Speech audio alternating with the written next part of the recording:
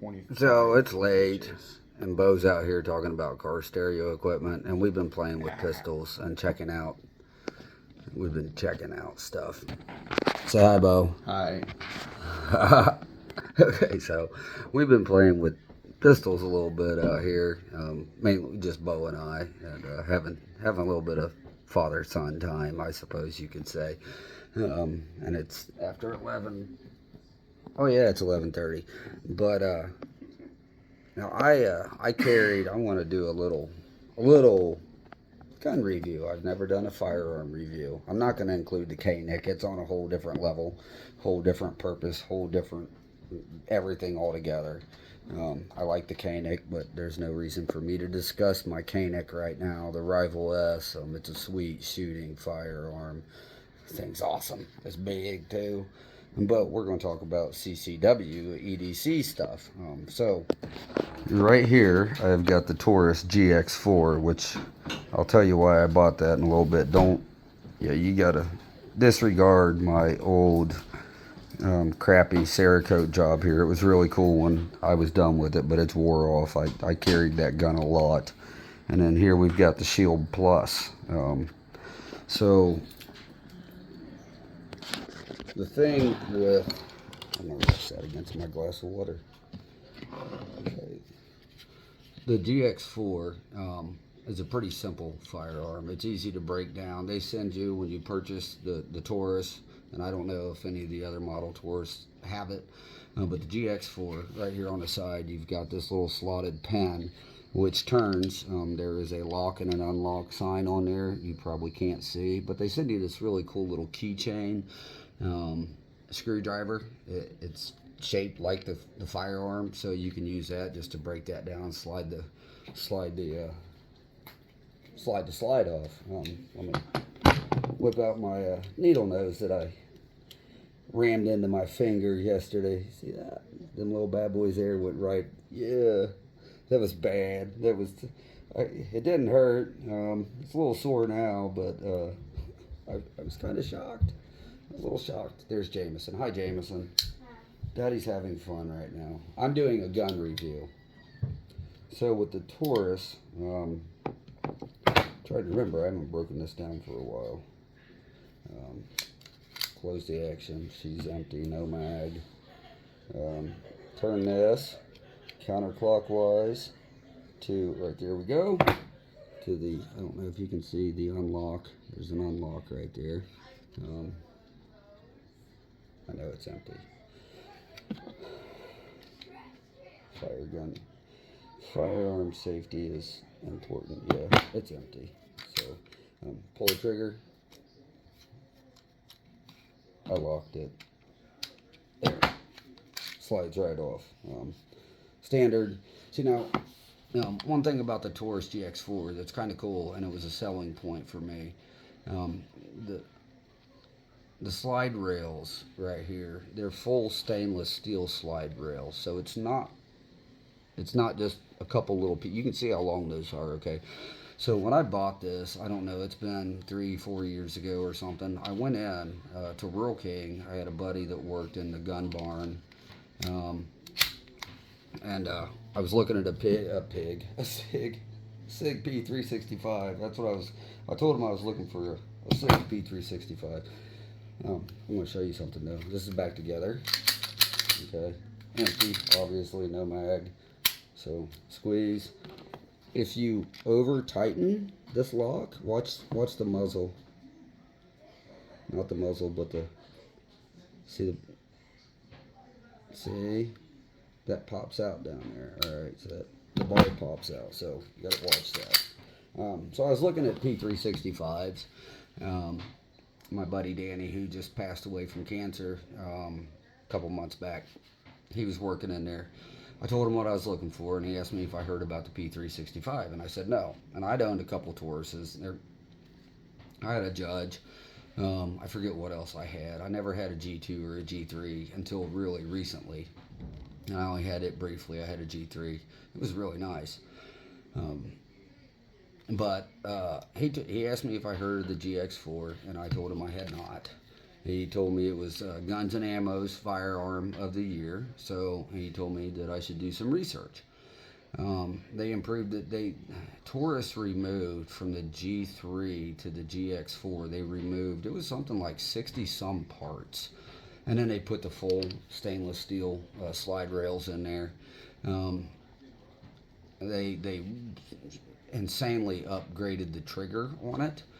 There's no, the only safety on it's the trigger safety. Right there, standard Glock style. So I went out and I sat in my truck for a while and I watched a lot of reviews on YouTube. I read up on the GX4. I purchased the GX4. I carried it for quite some time, a good couple years. It's obviously you can see. I mean, it's a small little gun. In contrast to my multi-tool, you can. I mean, it's small. It's a small firearm. It's literally.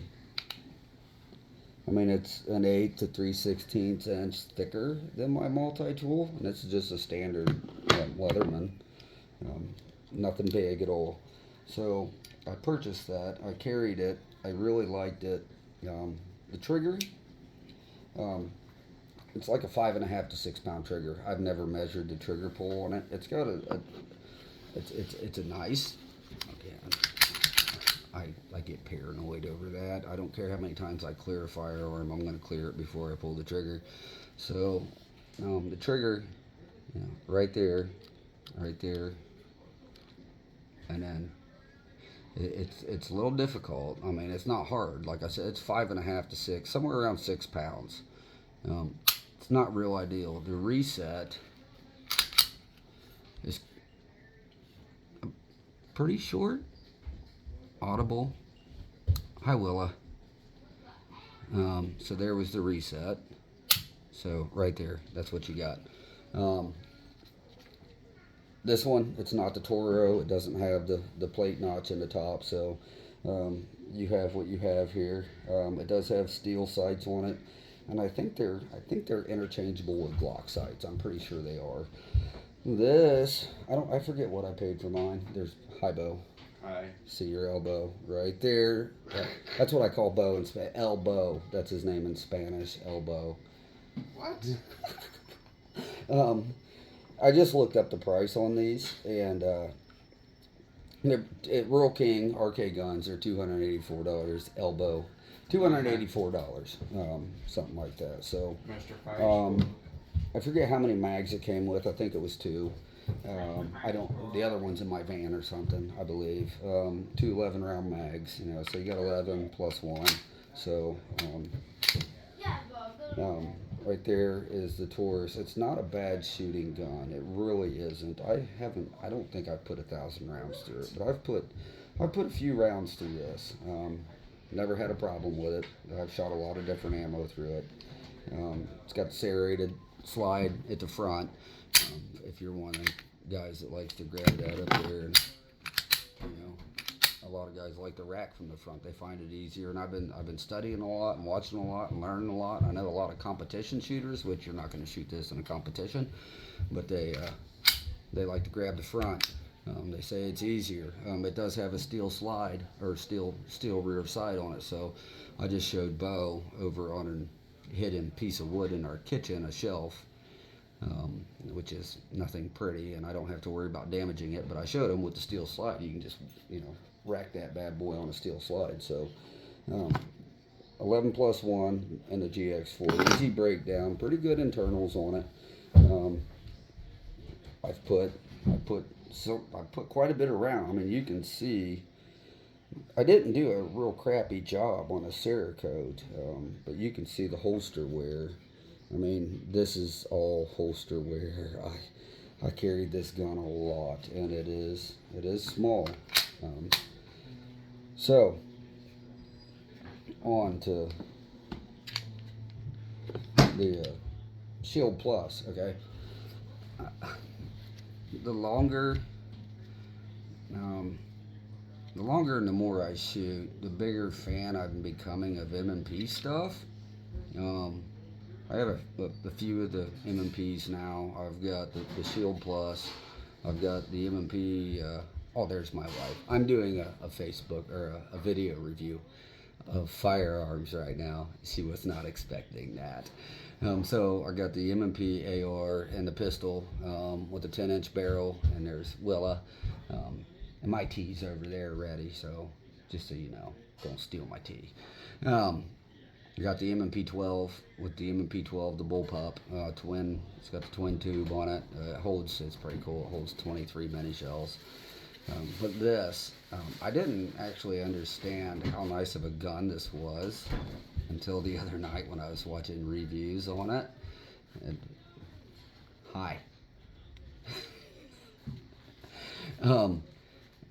I knew it was a decent gun, and the main reason I bought it is because they had a deal. Smith & Wesson had a deal where you got the free Viridian optic. I'm not sold on optics yet, and I keep turning it on while I carry with the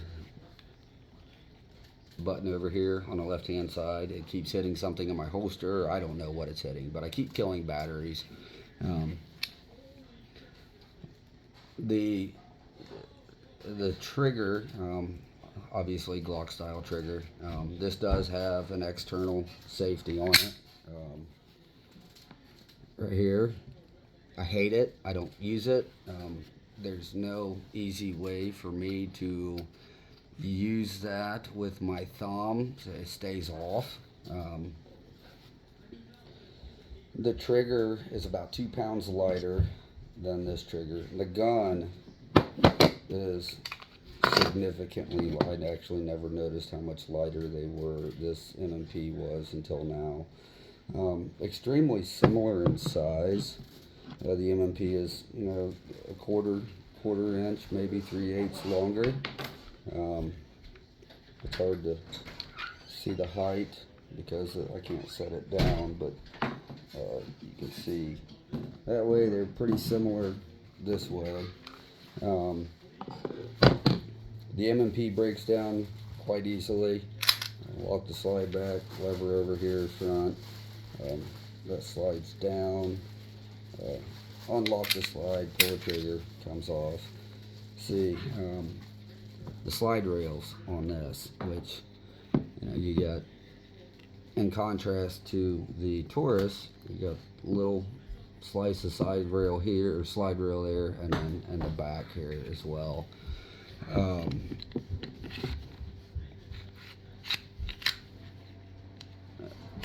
she's back together just like that. The slide itself is a little easier to work than the GX4. One thing, I don't like the optic. I'm not sold. This did come with night sights on it. They are very nice night sights. There's Jameson. He's hiding so he can get to the trash can. Like I said, the battery always dies in the Viridian. The number one thing I've noticed lately that I really like about the Viridian, well, I noticed this a while ago, about having the optic on here, is just working the action. Especially when I've got a wound, then I can't really use that.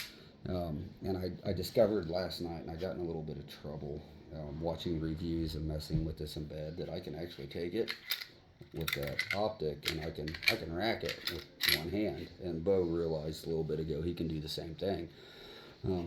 Trigger pull is very, this has got a nice trigger on it as well. Right there. The reset between this, nice audible reset, slightly shorter than the GX4. I actually marked you can't see, but I marked each trigger guard. Oh, right there's 2 pencil marks. Okay, I was marking the reset on them. The Koenig is absurd. It's half the distance, if not less than these. The serrations on the front of the slide, they don't really do a whole lot of good.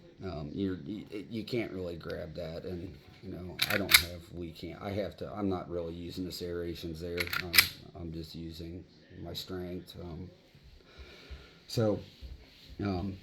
The M&P, and it's a loaded mag, but it does come with a 10 round mag. It's a flush fit, so it would not hang down like this one.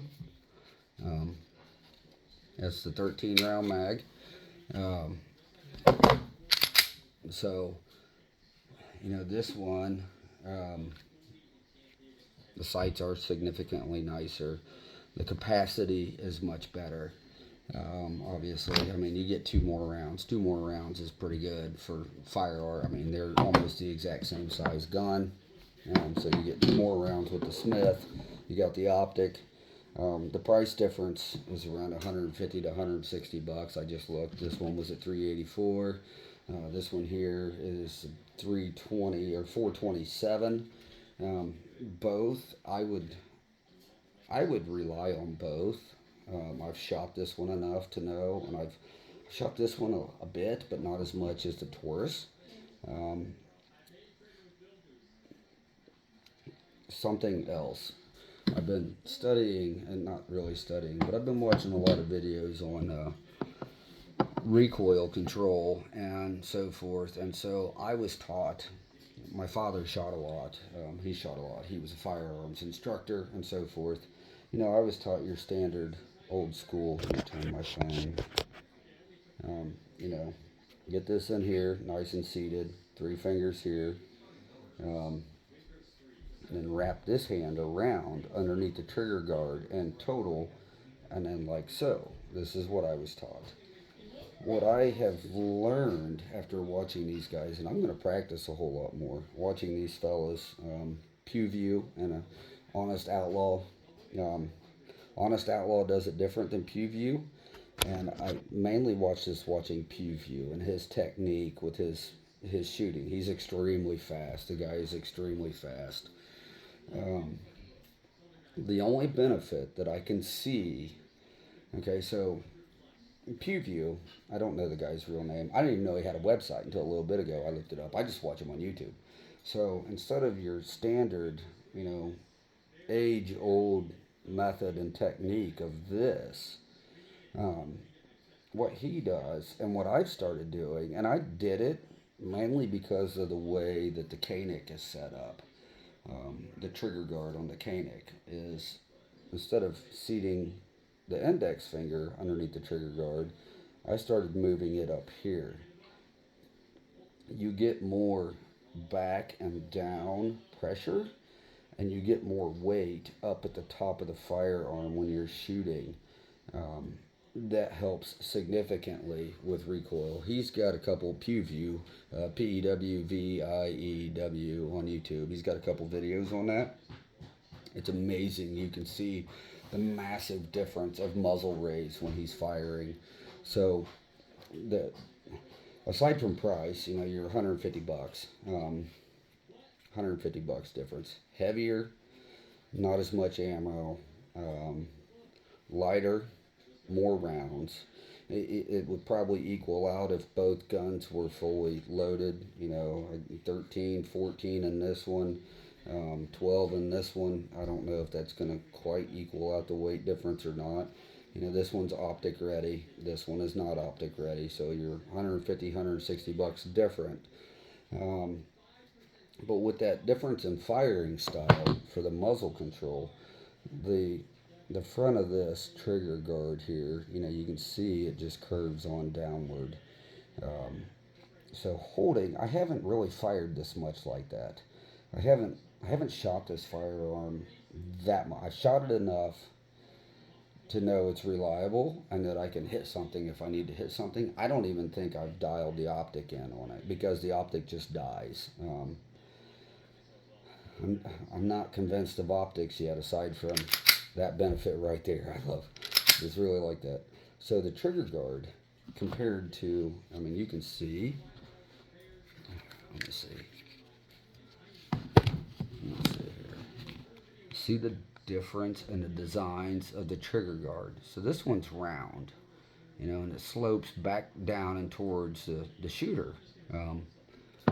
So you don't have as much of a platform. If you're going to fire this way, you don't have as much of a platform there to rest that finger in, as opposed to the GX4, you have this nice little hook right there to rest that and bite into and fire for that muzzle control. And that is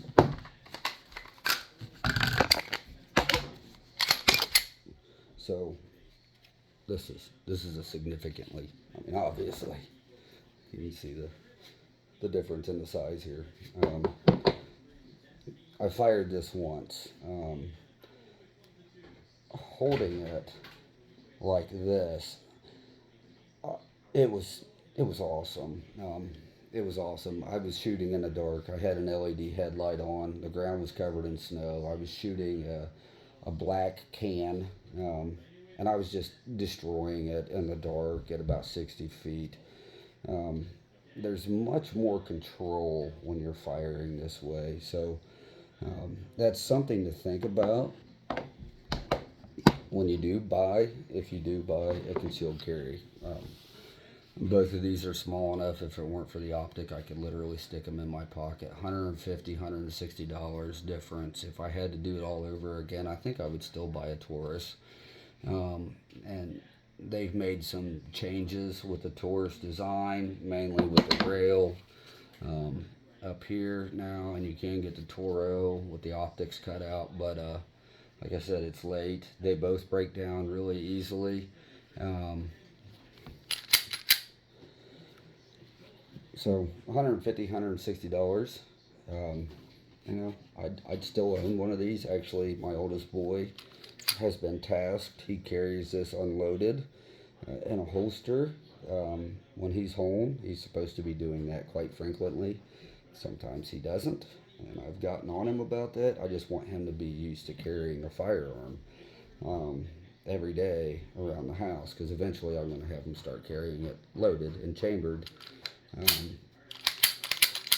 So there is my 20-some minute, 11:30. It's almost 10 till midnight now.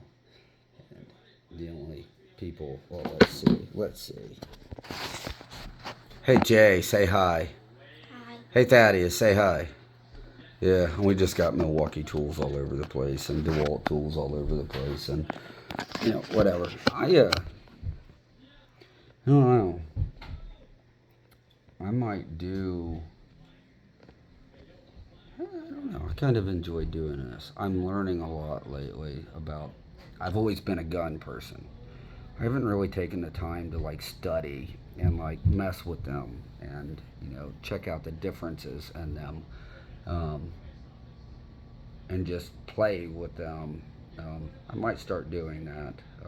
I might do one on the M&P 12 sometime on a warm day or something, and actually I can get these out and actually shoot them. Who knows? Anywho, yeah, see y'all.